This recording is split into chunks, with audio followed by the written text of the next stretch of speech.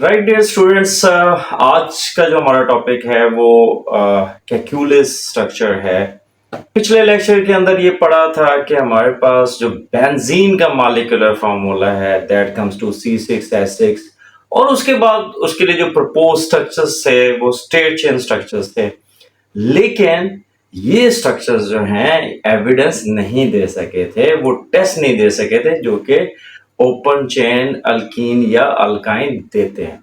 सो benzene का जो structure है it become a mystery for a long period of time, round about 40 years. 40 साल research की दुनिया में बहुत ज्यादा होते हैं। 40 ईयर्स के बाद एक केमिस्ट हैं August Kekule.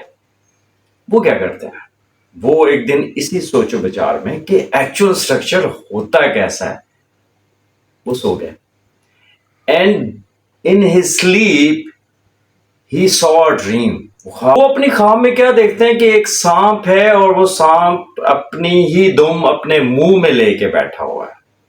And when Kekule wake up and recalls his dream, तो वो कहता है कि यार ये भी तो हो सकता है कि बेंजीन में कार्बन रिंग्स बना रहे हो। सो वो इसके ऊपर काम करता है और एक hexagonal cyclic planar structure design करता है। वो कहता है कि बेंजीन का जो स्ट्रक्चर है वो साइक्लिक हेक्सागोनल प्लेनर स्ट्रक्चर है। और अपनी इस थ्योरी और अपने स्ट्रक्चर के एविडेंसेस में वो क्या पेश करता है, वो कहता है कि अगर आप बेंजीन की सब्स्टिट्यूशन करना चाहते हैं तो सिर्फ एक मोनो सब्स्टिट्यूटेड बेंजीन बनेगा। लाइक बेंजीन की अगर आप अल्काइलेशन करना चाहते हैं so you will get one toluene. अगर आप फिनोल बनाना चाहते हैं तो वन फिनोल। अगर आप नाइट्रेशन करना चाह रहे हैं तो one nitrobenzene. In case of di substitution benzene तीन तरह के आइसोमर्स दे रहा है, ऑर्थो, मेटा एंड पेरा। अगर आप इसकी हाइड्रोजनेशन करना चाह रहे हैं तो तीन हाइड्रोजन के मॉलिक्यूल्स ऐड होंगे, और अगर आप क्लोरीनेशन करना चाह रहे हैं या हेलोजनेशन करना चाह रहे हैं तो तीन हेलोजन के मॉलिक्यूल ऐड होंगे।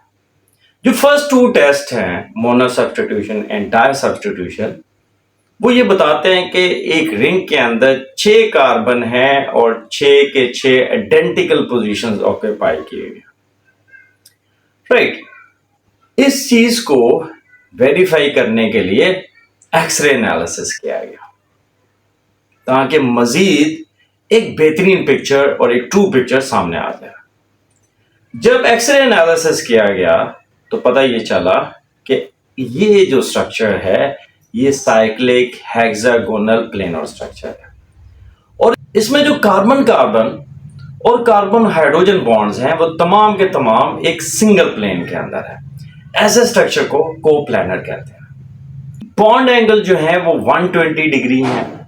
कार्बन कार्बन जो बॉन्ड लेंथ है दैट इज 1.397 एंगस्ट्रॉम, और जो कार्बन हाइड्रोजन बॉन्ड लेंथ है दैट इज 1.09 एंगस्ट्रॉम। तो एक्सरे एनालिसिस ने केक्यूल की बात को काफी हद तक रेक्टिफाई किया और एक्यूरेट बॉन्ड लेंथ और बॉन्ड एंगल्स दिए। लेकिन स्टिल केक्यूले पर ऑब्जेक्शंस थे।